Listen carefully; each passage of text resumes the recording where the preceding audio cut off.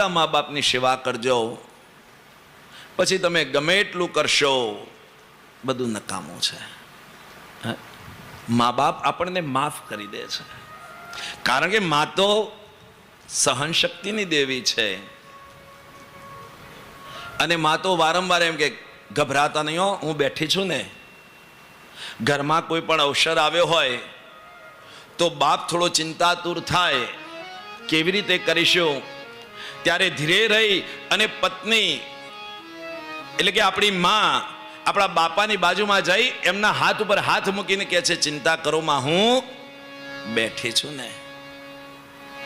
દીકરો ક્યારેક પડી જાય તો માં એક ફૂંક મારી અને એ જે બળતરા થતી હોય છે ને એને શાંત કરી દે છે. એ માની ફૂંકમાં પણ વાત્સલ્ય છે, માની ફૂંકમાં પણ પ્રેમ છે.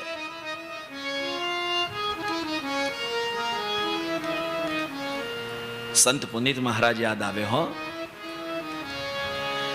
કાઢી મુખેથી કોળિયા, મોમાં દઈ મોટા કર્યા, એ અમૃત ના દેનાર સામે જય તો ધરશો નહીં, ભૂલો ભલે બીજું બધું મા બાપને ભૂલશો નહીં. અગણિત છે ઉપકાર એ કદી સરશો નહીં.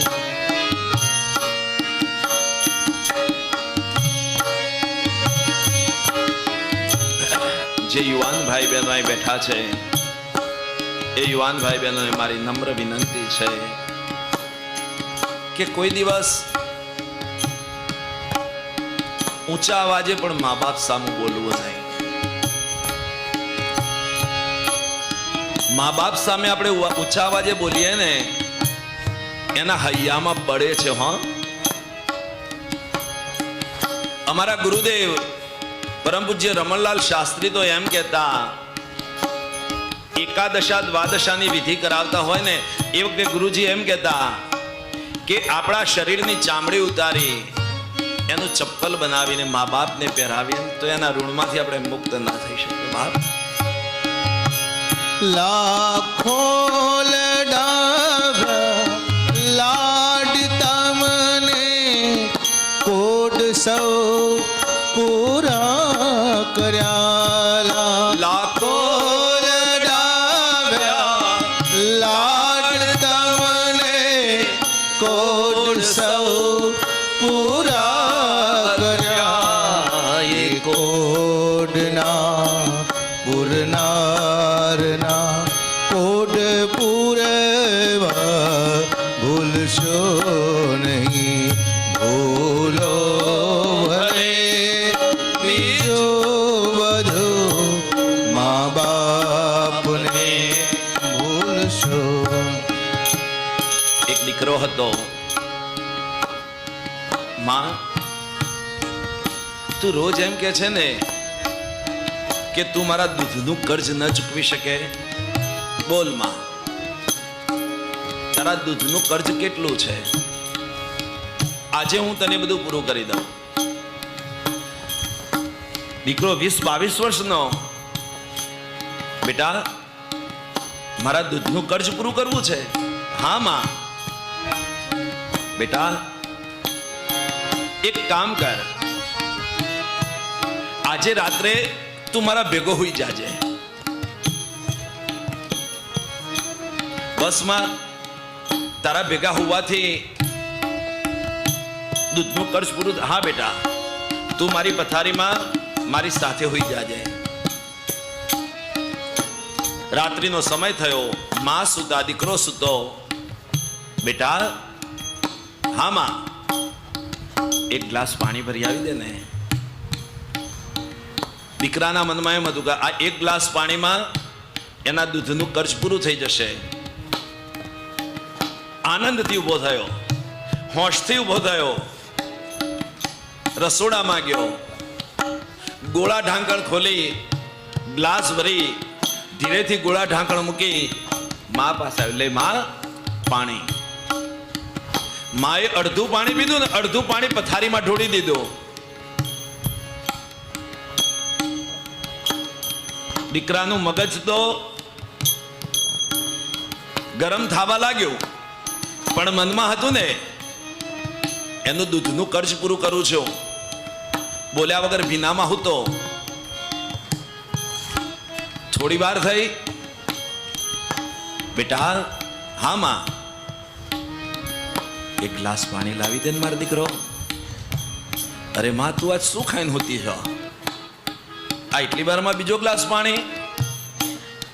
પ્લીઝ બેટા, આજે મને બહુ તરસ લાગે છે. પહેલી વાર જે ઉત્સાહથી ઉભો થયો હતો ને એમાં થોડીક ઉણપ આવી ગઈ. પગ પછાડતો ઉભો થયો, જોરથી ગોળાનું ઢાંકણું ઉઘાડ્યું, ગ્લાસ ભરીને ગ્લાસ લઈને આવ્યો માં આગળ. લે પી. માએ અડધું પીધું ને અડધું પથારીમાં ઢોળ્યું. હવે દીકરાનું મગજ ખેંચાવા લાગ્યો. આ શું કરે છે માં? માં બોલ્યા વગર હોઈ ગઈ. પેલી ભીની પથારીમાં પોતે થોડીક વાર હતો. જ્યાં આંખ મીચાવા આવીને ત્યાં માએ ફરી પાછું પાણી માંગ્યો. બેટા, એ બેટા, એ મારા દીકરા, બોલ, થોડું પાણી દે ને બેટા. અરે માં, તું તો આજે એક સૂકા કુવા જેટલું પાણી પીવે છે. હશે બેટા, દે ને મને થોડું પાણી. પણ એના મનમાં એમ હતું કે દૂધનું કર્જ હું પૂરું કરવા માટે બેઠો છું. હે, પગ પછાડતો આમ ઝીણું ઝીણું ગુણગુણ ગુણગુણ કરતો ગયો રસોડામાં. જોરથી ઢાંકણું ખોલ્યું, ગ્લાસ ભર્યો, ઢાંકણું પછાડ્યું. લે પી. ભાઈ પ્રેમથી ગ્લાસ લીધો, પીધો, પાછું પથારીમાં. હવે સહન શક્તિ ન રહી. અરે તું આ શું કરે છે માં? તને ખબર નથી પડતી? બસ બેટા, એક રાતમાં 3 ગ્લાસ પાણી માંગ્યું અને 1.5 ગ્લાસ પાણી તારી પથારીમાં પડ્યું અને તું આટલો ગુસ્સે થવા લાગ્યો મારા દીકરા, મારા પેટ. તો બેટા, તું 5-5 વર્ષનો થયો ને ત્યાં સુધી તારા પેશાબ વાળી જગ્યામાં હું હોતી હતી. તું મને શું દૂધનું કર્જ આપવાનો હતો? હયાત માત પિતાની છત્ર છાયામાં બે વેણ વાલપના બોલી લેજો. ઓઠ અડધા બિરાઈ ગયા પછી નત મસ્તકે છબીને નમન કરી શું કરશો? ભૂલો ભલે બીજું બધું, મા બાપને ભૂલશો નહીં. અને મારા ભાઈ બહેનો, જે માં ક્ષમા કરે છે ને એવું આ જગતમાં કોઈ નથી કરી શકતું. બાપ ક્ષમા કરે છે એવું આ જગતમાં કોઈ ક્ષમાવાન નથી.